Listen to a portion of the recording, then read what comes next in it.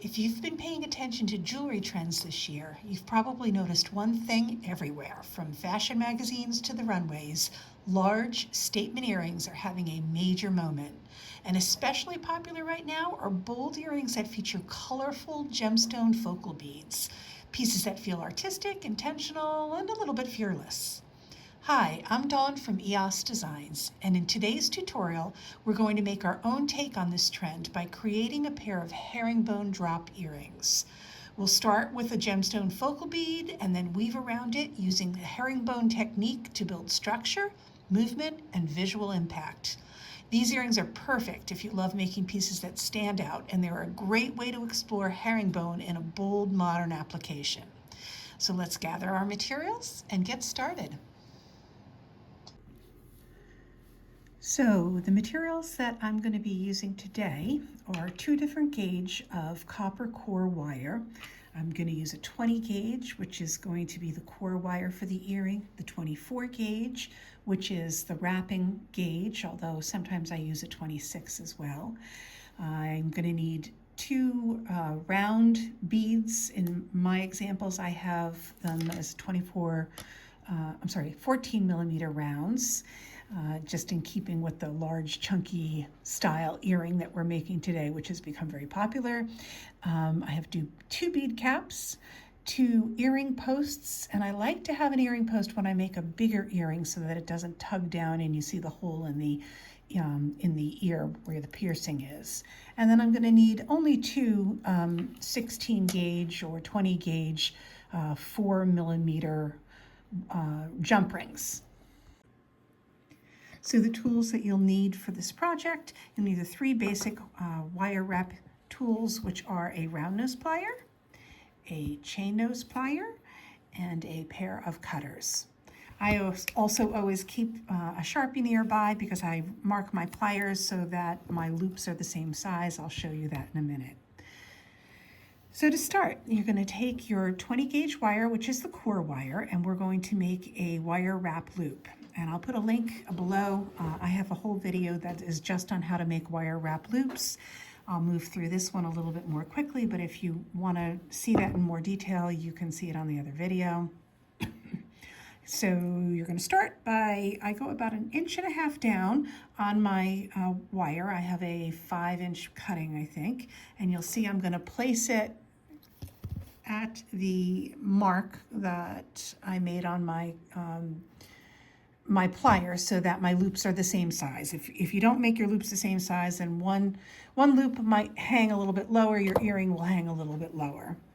So to make a wire wrap loop, you're going to hold the wire between the jaws of the round nose plier, and the first step is you're going to pull the wire towards you all the way to the ground so that it's folded over. And now you're going to reposition your plier the first time. You reposition your plier 3 times during this process. So I like to just open up my pliers and move them so that the wire is between the jaws as such. Second step is to take that front piece of wire, go up over the top of the plier, and you're going to hug the plier so that you have a nice tight loop. Go all the way to the back. So now you have a bend in your wire, right? And now you need to reposition your plier again. It's easier just to take it out, put it back in, and this enables you to continue wrapping around the plier. So you're going to pull the wire towards you, up, and you should be left with this perfect little loop here. All right. So to wrap the loop close, I use my flat nose plier and hold the loop between the jaw of the plier. And now I'm going to wrap my my tail 3 times around the core wire, making a nice tight coil. So we'll go once, twice, and now one more time.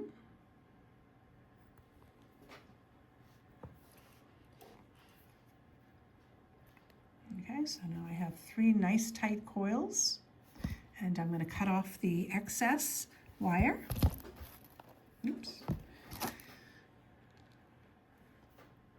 And if there's a little piece sticking up, which there often is, I'm just going to take my flat nose plier and press them down. Okay.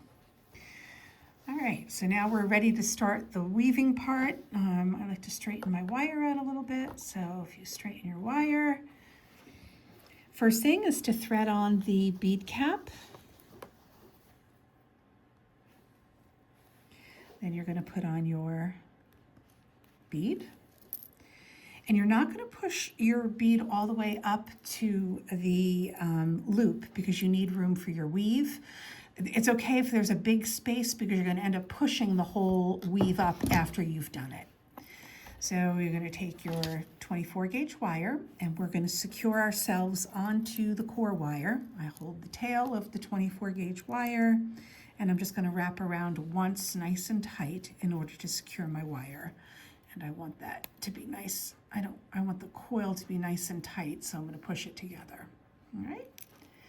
So now I'm secured on, and I'm going to hold my bead about midway through the wire. Now, each time we do the wrap, we're going to do the same thing with putting a nice arch in our wire so that the weave is nice and snug against the bead and you don't see any kinks. So I'm going to take my finger in order to do that and just kind of run it underneath the wire. So now there's a nice little arch in the wire. And we're going to wrap along the bead all the way to the bottom. And then you're going to go pass over the top of the core wire and around once, pull it nice and tight.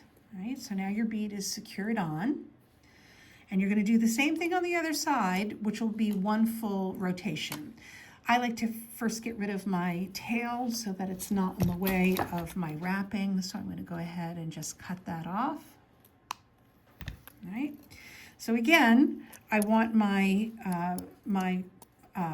wrapping wire to have a nice arch in it. Put my finger underneath it, run it along so it puts an arch in it. And again, I'm going to wrap by wrapping snugly along the side of the bead. And when I get to the top, I'm going to pass over the top of the core wire, over the top, and I'm going to wrap around once. And I'm going to wrap just above the first wrap that we did. So around once. Okay. So now I have a full rotation, one full wrap, and I'm going to do the same thing. I like to do about 4 rotations or 4 wraps around, and each time you do, you're going to put a little arch in your wire. So let's start by putting an arch in my wire. Now, in order to place the wire, you want to place the second wrap right next to the first wrap. And get it nice and close as you can, like that. I hold it with my finger. Again, I'm going to pass over the top of the core wire, and I'm going to go around once. Okay? And you see, each time I do that, I want to make sure that I'm placing the weave above the last wrap. All right? Again, my wire has a little bit of a kink in it, so I want to just put a little arch in my wire. I'm going to follow the shape of the bead with my wire. I'm going to place my wire as close as I can to the first wrap. I'm going to cross over the top of the core wire and above the last weave and go around once, nice and tight, okay? So now that's 2 full wraps. I'm going to do that twice more so that I have 4 wraps. Put an arch in my wire. Go around the bead, over the top of the core wire and around. Put an arch in my wire, follow the shape of the bead. I might make sure that my wires are nice and snug next to each other. Pass over the top of the core wire and around. And now this is my last one. Put an arch in my wire. Oops, a little bit too much space there, so I don't want a space between my weaves, so I'm going to push it down a little and put the arch in my wire. Again, I'm going to follow along Get my weave next to the other wraps, pass over my core wire, around, pull it nice and tight, put an arch in my wire,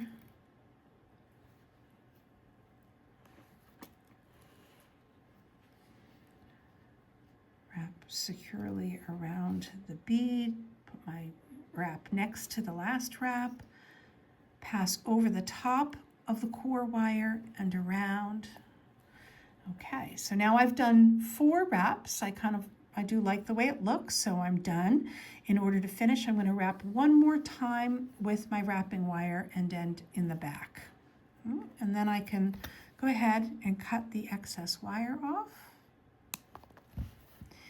Now before I move, and I maybe want to press down the little piece that's sticking out there. Now I'm going to push my bead and the weave all the way up to my, my loop. But before doing that, I want to make sure that my loop is facing forward or flat like that. Now when you push the weave, you want to grab the entire weave, not just the bead. If you push the bead, it may open your weave. So you're going to, with your finger, put it at the bottom of the weave, and it keeps on turning around, sorry about that. Press forward. Great. All right. So the front of the weave wraps away from the bead in this direction. This is the other side, which you could use as the front. Sometimes I do when I have lots of weaves, but that's what I'm going to use as the front. So in order to finish, I'm going to cut my excess tail and fold the wire around the back. So to do that, I'll turn it to the underside. All right. I'm going to cut off my excess wire, and I usually give myself about 1/4 of an inch, a very small little piece there, right there. And now I'm going to grab, with my round nose plier, grab the tip of the tail. I'm going to rotate it inwards to make a loop. You can see the first half of that loop. I'm going to put my tool back in and loop it in all the way. And now when I turn it around, it is hidden as such. Okay. So now it's time to attach it to the post, earring post. I'm going to do this with a jump ring. You don't have to use a jump ring. You could have just wire wrapped your loop directly in there and it would be closer up. But I like the movement that it adds to the earring when there is a little jump ring between them. So to open your jump ring, I like to use 2 pairs of flat nose pliers when I open my jump rings to hold on to them. But I'm going to open up that jump ring.